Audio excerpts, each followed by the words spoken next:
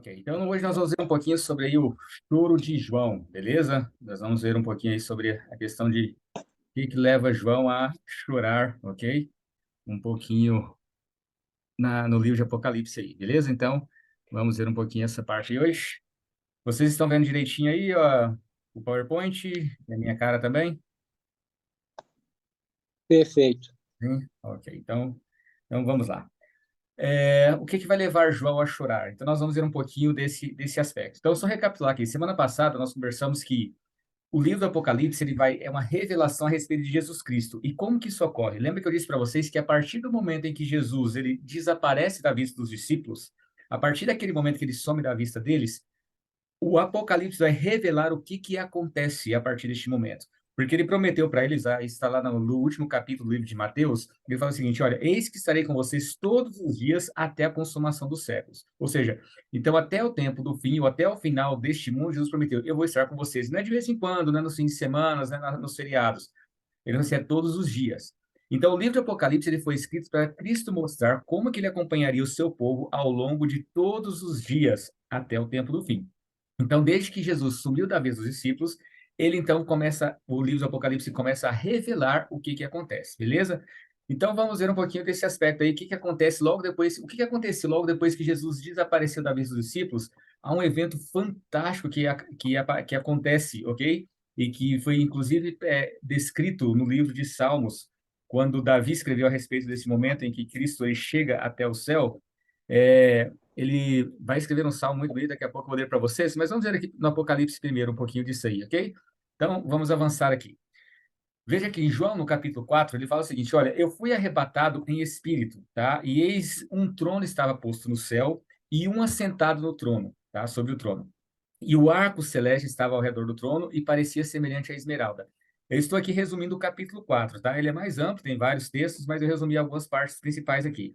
Ao redor do trono havia 24 tronos, e vi assentados sobre os tronos 24 anciãos vestidos de vestes brancas, e tinham sobre suas cabeças coroas de ouro. E do trono saíam relâmpagos, trovões e vozes, e diante do trono ardiam 7 lâmpadas de fogo, ok? Que são os 7 espíritos de Deus. Então veja, aqui ele contempla uma visão, ele vê um trono no céu e está alguém assentado nesse trono, beleza? Então, nesse que está sentado sobre o trono, ele descreve um pouco ele, e tinha ao redor do trono ali 24 anciãos, vestiduras brancas e tudo. Veja só, gente, nós não vamos ter tempo de entrar em todos os detalhes do livro de Apocalipse, tá? Então, assim, eu já aviso para vocês que alguns detalhes a gente não vai ter como ficar explicando, porque senão a gente passaria aqui uns 2, 3 anos estudando o livro de Apocalipse. Então, alguns detalhes a gente vai apenas citar aqui, não entrar em detalhes. Agora, veja só, algumas características a mais desse trono. E aqueles seres, né, que estavam ao redor ali do trono, que envolvem anjos e tudo mais, e alguns seres que tinham olhos, ele diz o seguinte: não descansam nem de dia nem de noite, dizendo: Santo, Santo, Santo é o Senhor Deus, o Todo-Poderoso, que era e que é e que há de vir. Digno é, Senhor, de receber a glória e honra e poder, porque tu criastes todas as coisas, e por tua vontade são e foram criadas. Então, agora eu vou fazer uma pergunta para vocês aqui, tá? Deixe-me perguntar algo. Sobre esse ser que está sentado aqui. Se você estiver assistindo porventura depois dessa gravação, pode ser que você não consiga, você vê algo na sua tela aí, meio que não totalmente claro, porque você não consegue ver quando a gente coloca aqui uma interação, ok? Mas para você que está aqui agora, eu vou colocar aqui uma pergunta para você responder para a gente. Espero que abra, se não abrir. Aí a gente não faz a pergunta. Então, vamos aqui.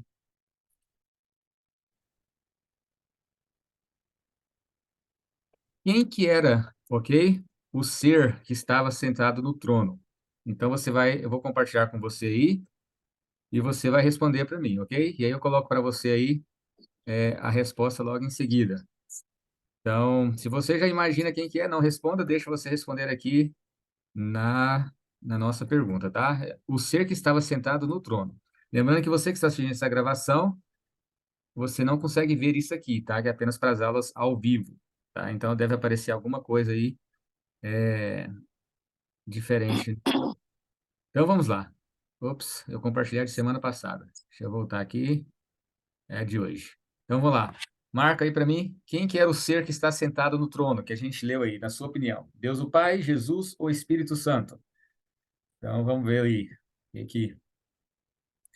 que vocês acham aí?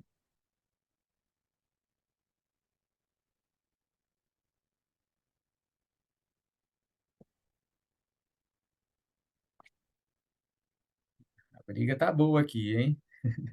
Alguns ainda não marcaram. Vamos lá, dá mais uns segundinhos aí para vocês participarem aí. Quem não conseguiu, é só apertar aí na sua tela do computador ou do celular mesmo, ok? Então vamos lá. Vou encerrando em alguns segundos e vou compartilhar com vocês o resultado, ok? Muito bem. Estou encerrando aqui e compartilhar aqui os resultados. Então veja só, vocês disseram aí 47% disseram que é Deus o Pai, 42% que é Jesus e 11% que era o Espírito Santo, ok? Então, veja só, quem é esse ser assentado no trono? Bom, para a gente identificar esse ser, é importante a gente olhar essa frase que está aqui, ó. É o Todo-Poderoso, o que é, tá? O que era, o que é e que há de vir. Quando você vai lá para o livro de Apocalipse mesmo, no capítulo 1 aqui, você vai encontrar na descrição aqui de João às sete igrejas, ele vai dizer o seguinte, né? Graça e paz com todos vocês. Aqui no verso, tá aqui no verso, esse aqui é o verso 4, ok? Ele diz o seguinte, olha, que a graça e a paz estejam com vocês, da parte daquele que é, que era e que há de vir, da parte dos sete espíritos que estão diante do trono e da parte de Jesus Cristo, a fiel testemunha. Então, veja, se aqui aquele que é, que era e que há de vir não é o Espírito, não é Jesus, então só restou um, Deus o Pai. É importante nós entendermos isso, porque essa cena que João contempla, ele vê um trono e milhares de seres ao redor desse trono e também aqui 24 anciãos. Mas nessa cena não está aparecendo um indivíduo. Quem que é o ser que não aparece aqui? Esse ser que não aparece aqui, ele vai aparecer no capítulo 5, porque o capítulo 4 e 5 eles fazem parte da mesma visão. Então, o ser que está ausente aqui no capítulo 4, ele vai aparecer no capítulo 5. E é interessante que quando ele aparece no capítulo 5, a gente entende claramente que o ser que não estava presente nesse primeiro momento é Jesus.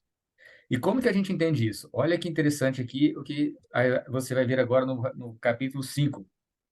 Porque logo em seguida que ele contempla isto, o capítulo 5, ele avança dizendo o seguinte: olha, eu vi então na destra do que estava sentado sobre o trono e um livro escrito por dentro e por fora, e ele selado aí com sete selos.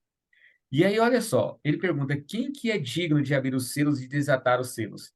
Agora preste atenção nisso aqui, olha. Ninguém, nem no céu, nem na terra, nem debaixo da terra podia abrir o livro e nem olhar para ele. E aí João chorava muito porque ninguém foi encontrado digno de abrir esse livro.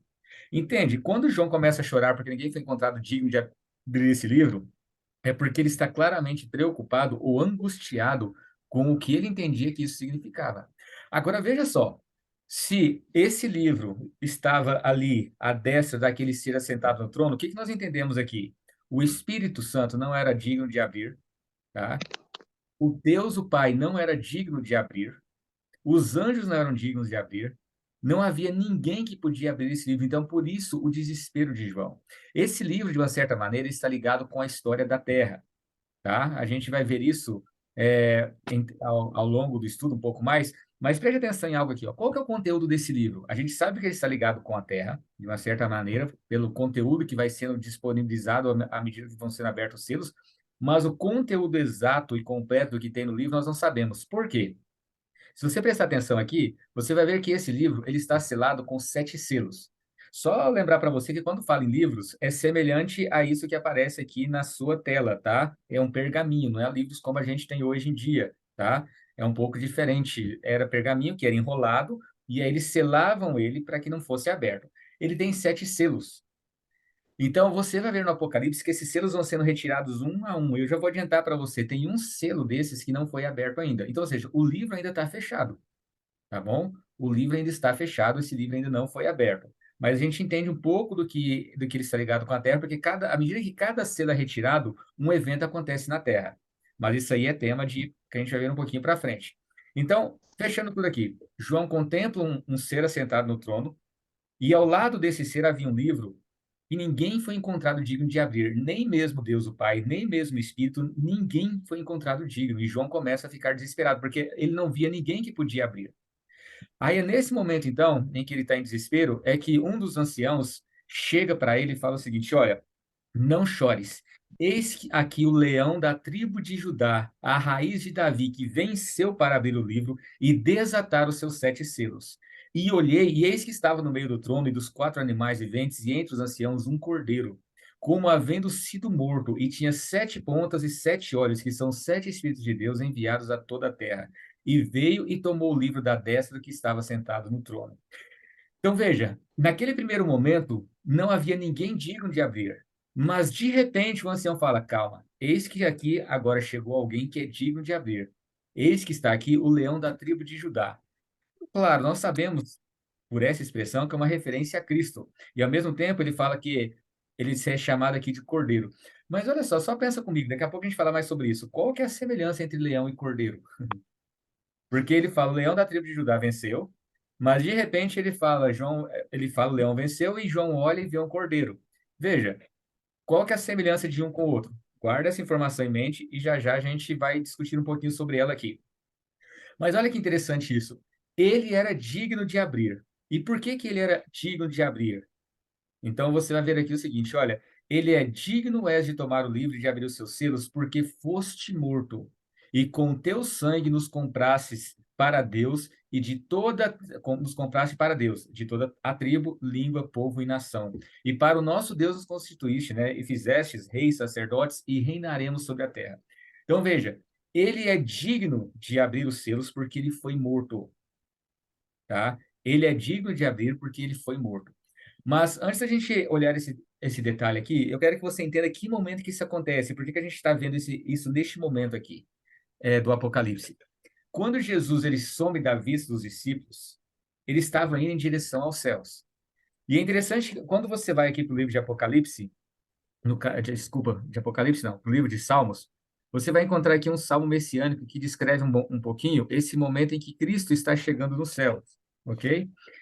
Salmos, você vai ver aí que você tem o Salmo capítulo 20, o 23, que é bem conhecido, logo em seguida dele, você tem o Salmo 24, onde ele está descrevendo aqui, eu vou ler rapidamente, onde ele fala o seguinte, a partir do verso 7. Levantem as suas cabeças, ó portas, levantem-se, ó portais eternos, para que entre o Rei da Glória. E aí aqui é um coro, né? E uma parte do coro diz: quem é o Rei da Glória? E aí outros respondem: o Senhor forte e poderoso, o Senhor poderoso nas batalhas. Levantem-se as suas cabeças, ó portas, levantem-se, ó portais eternos, para que entre o Rei da Glória. Quem é esse Rei da Glória? E aí os outros anjos respondem: o Senhor dos Exércitos, ele é o Rei da Glória. Entenda o seguinte, quando Jesus ele passou aqui por todo aquele momento e ele retorna ao céu 40 dias depois, lembra que a Bíblia deixa muito claro que ele passou aqui mais 40 dias ainda com os discípulos antes de poder retornar para o céu. E ele retorna para o céu e ele havia feito uma promessa para eles: olha, quando eu subir, eu enviarei o Consolador para que ele esteja junto com vocês. Então, neste momento em que João vê aquela primeira cena, ele não vê Cristo. E por que que Cristo não está naquela primeira cena do capítulo 4? Porque ele estava ainda em direção ao céu após a ressurreição dele. É como se, e aqui fica, como é que fala? Aqui é uma interpretação livre da minha cabeça, tá? Não estou dizendo que é assim que aconteceu no céu, mas é como se eles tivessem preparado uma festa para poder receber Jesus. Só que ele ainda não estava no momento em que João tem essa visão. Então, João ele contempla essa visão e essa preocupação dele com relação a isso é porque esse livro que simbolizava em parte o destino da terra, que estava ligado também aos reis de Israel que tinham que pegar o livro da lei. Tem toda uma história por trás, a gente não tem que comentar nos detalhes aqui agora. João entende basicamente o seguinte: ninguém tem direito de governar sobre a terra. Mas o que acontece aqui é justamente esse momento em que Cristo ele sobe até o céu. E quando ele sobe até o céu, é dito o seguinte: olha, tu és digno sim de pegar esse livro e de ter o domínio porque você foi morto. Agora, o que é fascinante nisso? Porque neste momento em que isso acontece, você vai ver aqui que há uma menção no capítulo 5, verso 6, dos 7 Espíritos de Deus. Agora, olha só que fascinante isso aqui. Apocalipse 1, verso 4 e 5, ele fala o seguinte: que a graça e a paz seja convosco, da parte daquele que era, que é, que há de vir, e também dos 7 espíritos que estão diante do seu trono. O 4, verso 5. Do trono saíam relâmpagos e trovões, vozes, e diante do trono ardiam 7 lâmpadas de fogo, as quais são 7 espíritos de Deus. Agora, olha que interessante aqui no capítulo 5, verso 6. Quando fala do cordeiro, deixa eu sair aqui da frente que uma parte de mim tampa a tela de vocês.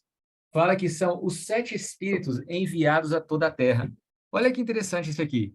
No momento em que Cristo chega até o céu, em que ele pega o livro ali, em que ele é entronizado, em que ele vai se sentar no trono, você percebe que a menção é os 7 espíritos de Deus que são enviados a toda a terra. Isso aqui não é coincidência, porque o momento, essa visão de João, ele contempla a partir do momento em que Cristo sumiu da visão dos discípulos, ele então vai chegar até os céus, e ao chegar aos céus e ser entronizado, você vai lembrar que no dia de Pentecostes, quando eles estavam reunidos ali, e a gente vê isso no livro de Atos, capítulo 1 e capítulo 2, enquanto eles estavam reunidos, soprou sobre eles ali, veio um vento forte, e eles viram como que línguas de fogo, e eles ficaram cheios do Espírito Santo.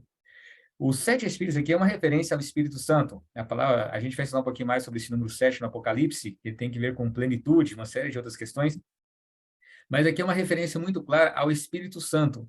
É interessante que no momento em que Cristo é entronizado, ele então envia o Espírito Santo à Terra. E por que ele pode enviar o Espírito Santo à Terra? Porque agora ele está sentado no trono e ele tem agora o direito a governar sobre a Terra. Tá? É importante nós entendermos esse aspecto aqui. Então, veja, e porque a partir do momento em que o Espírito ele é enviado, você vê que todo o Apocalipse aparece essas expressões ali para a igreja. Então, você vê que o Espírito ele acompanha a igreja porque ele foi enviado para poder acompanhar a igreja, que é o tema da próxima semana, que a gente vai ver um pouquinho sobre isso. Então, é importante a gente entender, por isso que ele fala, o Espírito diz às igrejas. Por que motivo? Porque o Espírito foi enviado para poder acompanhar a igreja uma vez que Cristo sobe ao céu. Então você percebe claramente que o meio pelo qual Cristo se faz presente é enviando o Espírito Santo, para poder acompanhar a sua igreja. E é uma série de outras implicações também. Mas isso eu quero que você entenda por agora. Então, resumindo aqui, o capítulo 4 e 5 apresenta o momento em que Cristo, após a sua ascensão aos céus, ele é recebido nos céus, ele é entronizado e ao ser entronizado, ele então vai tomar posse também e ele passa a ter o domínio sobre a terra. Lembra quando Jesus fala que toda autoridade agora me foi dada no céu e na terra? Veja, Deus poderia mandar onde ele quisesse, mas ele respeitava algumas questões, porque ele fala: o príncipe deste mundo já chegou a hora dele ser julgado. E de fato ele foi julgado, e a gente vai ver isso no capítulo 12 e 13 de Apocalipse depois. A gente vai ver um pouquinho mais de detalhes sobre esse momento da entronização de Cristo e de uma outra batalha que acontece no céu por causa disso, tá? Mas por hora entenda o seguinte: o capítulo 4 e 5 de Apocalipse revela o momento em que Cristo sobe ao céu, é entronizado e envia o Espírito Santo para poder acompanhar a sua igreja aqui na terra. Por isso que você vai ver aqui no Apocalipse, quando você vai no livro de Apocalipse, e aqui você vê a carta às igrejas, você vai ver aqui que ao anjo da igreja ele fala, e aí ele diz: quem tem ouvidos, ouça o que o Espírito diz às igrejas. Ele vai repetir isso para todas as cartas: quem tem ouvidos, ouça o que o Espírito diz às igrejas. Por que ele está repetindo isso? Porque agora quem está acompanhando vocês é o Espírito. Então, se você não ouvir, você não me ouve. Não ouvir o Espírito Santo é não ouvir o próprio Cristo, tá? Mas a gente vai ver isso mais em detalhes para frente. Agora, eu quero que você pense o seguinte, quando a gente fala desse aspecto do domínio, algo que fascinante eu quero que você entenda. Esse conceito de domínio nas Escrituras. Porque você vai ver aqui duas figuras aparentemente contraditórias. Você tem o cordeiro e você tem o leão. Veja, se você encontra um cordeiro aí pela rua ou em algum lugar e você vê um cordeirinho, a coisa mais óbvia que você vai fazer é você ter vontade de chegar ali no cordeirinho, brincar com ele, fazer apertar aquela fofura toda. Agora, se você sai na rua e dá de cara com um leão, o que você faz? Bom, a maioria de nós ia sair correndo desesperadamente, porque o leão, por si só, ele já impõe medo. Mas ele tem essa representação do domínio. O cordeiro tem mais essa representação de serviço, de cuidado, de submissão, depende, ok? Ele depende de uma autoridade. Então você vê que João, ele tem um paradoxo, porque o ancião chega para ele, nós vimos aqui anteriormente, diz que o ancião chegou até ele e falou o seguinte: olha, o leão da tribo de Judá venceu. Aí João olha e vê um cordeiro. Isso é muito comum no Apocalipse. João recebe uma informação e olha E ele descreve essa informação, mas de outra maneira. É a mesma coisa, mas ele está descrevendo para poder ampliar o conceito. É assim que acontece no Apocalipse. Então, veja, ele fala que o leão venceu, mas João olha e vê um cordeiro como tendo sido morto. O que está acontecendo aqui? Para deixar muito claro que Cristo ele tem o domínio, ele tem o direito a mandar, a fazer as coisas, ele tem por natureza já essa capacidade, ou por ser Deus, ele pode dominar. Ele tem todo o poder, toda a honra, toda a glória, enfim, pense da maneira como você imagina Deus. Só que a maneira pela qual Deus ele conquista o direito, ou ele tem o direito de dominar sobre a terra, não é porque ele tem o direito inato, eu sou Deus, eu mando. Não, olha, porque ele foi morto. Presta atenção nisso aqui, ele foi morto. E com teu sangue, ou seja, você vê claramente aqui Cristo se colocando a serviço da humanidade. Ele tem o direito de comprar os seres humanos porque ele pagou o preço, ele serviu a humanidade. Lembrando que Cristo é o segundo Adão. A gente não tem como entrar muito em detalhe nesse assunto, você pode estudar mais quando Paulo fala sobre isso, mas Cristo ele é chamado de segundo Adão. Por que ele é o segundo Adão? Porque ele vai tomar o lugar do primeiro Adão. Porque quando Adão pecou, ele passou o domínio que ele tinha, porque Cristo deu a Adão e Eva o domínio. Domínio, leia Gênesis, você vê, domínio sobre toda a terra, enfim, eles recebem o domínio. Mas quando Adão peca e aceita a orientação de Satanás, da serpente, então ele comete pecado aqui, ele passou o domínio que ele tinha para Satanás. E você vai ver que Cristo, ele nunca discute isso com Satanás. Lembra da tentação, quando Satanás chega para Jesus e fala o seguinte, olha, eu dou para você todos esses reinos aqui, se você prostrar e me adorar. Jesus fala o seguinte, olha, ao Senhor teu Deus adorarás e só vai dar culto a ele. Mas ele não fala que ele não tinha o domínio, porque Adão havia passado o domínio para ele. Agora pensa comigo, se Adão é o meu pai, Adão é o meu pai, é o teu pai também. E herança que ele deixou para a gente?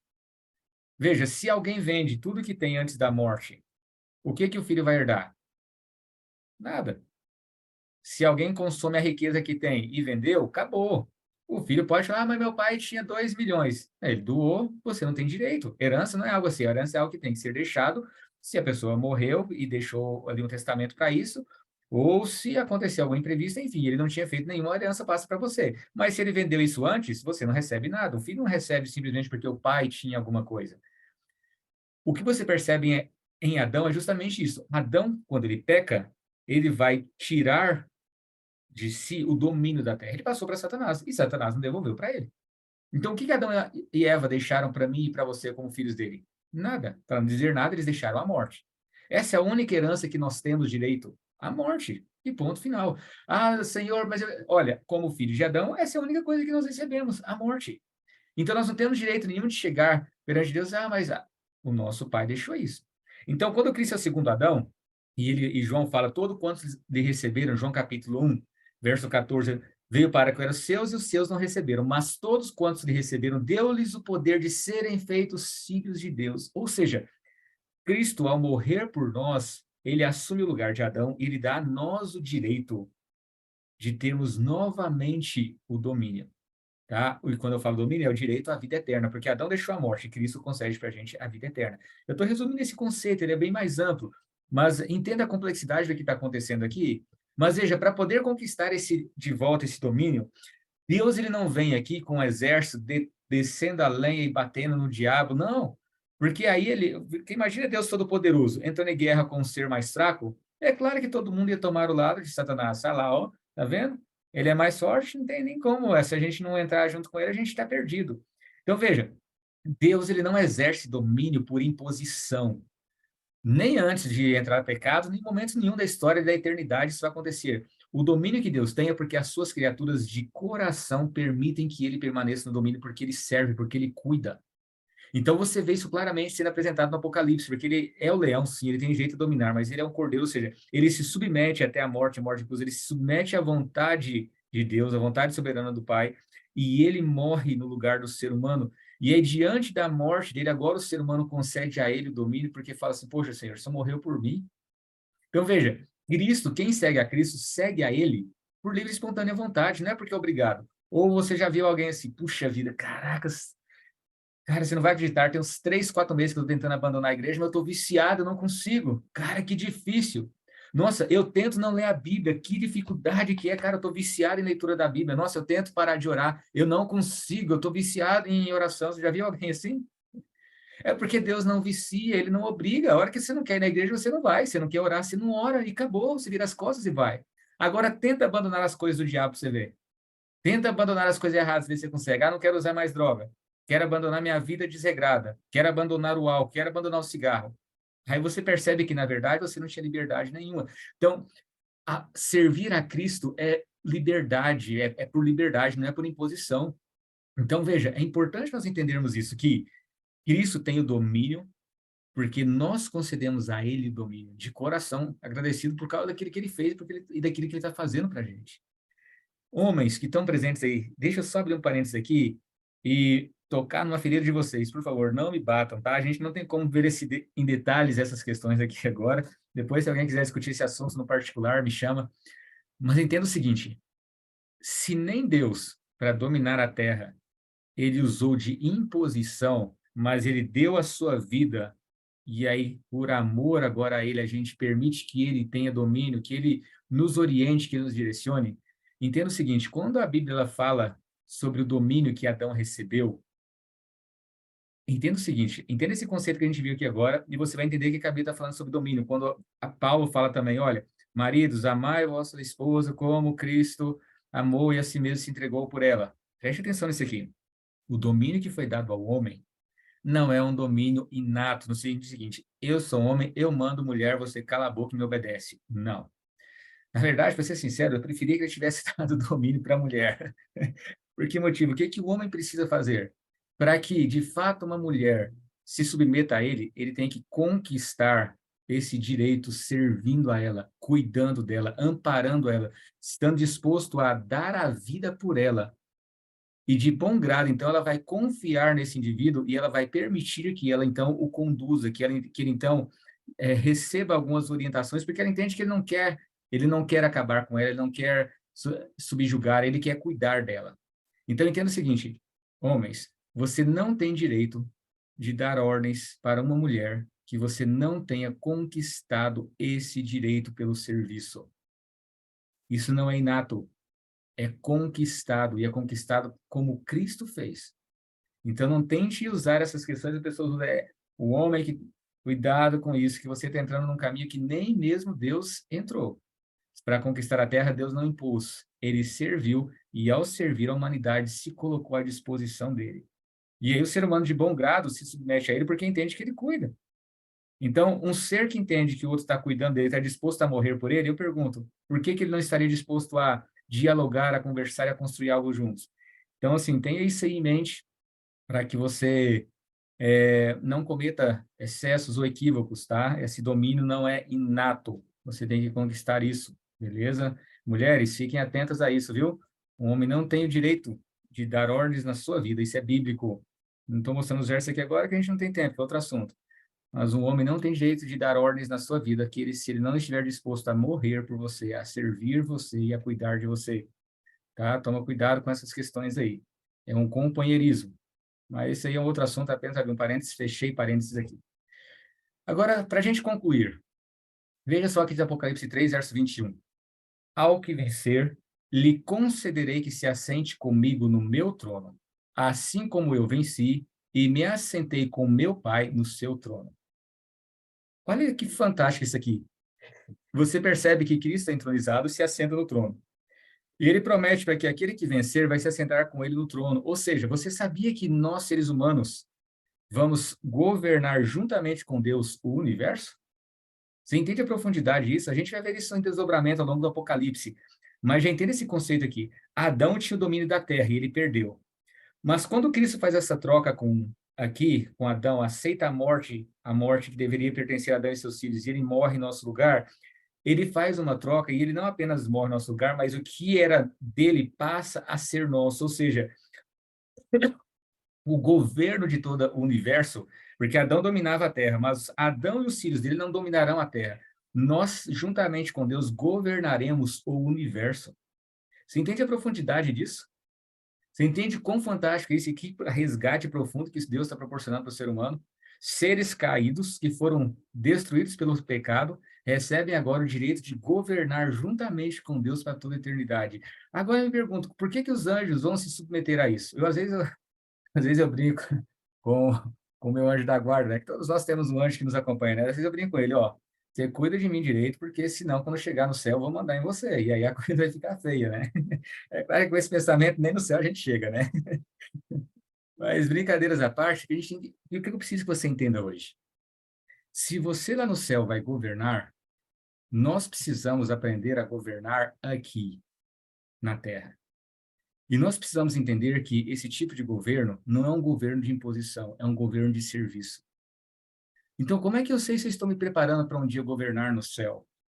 Como que os anjos um dia vão aceitar que eu, de bom grado, eles vão de bom grado receber ordens de um ser que chega no céu e que passou pela terra? Se hoje, a semelhança de Cristo, nós estamos dispostos a submeter as nossas vontades à vontade de Deus, porque a vontade de Deus é: eu vim para que tenham vida e vida em abundância.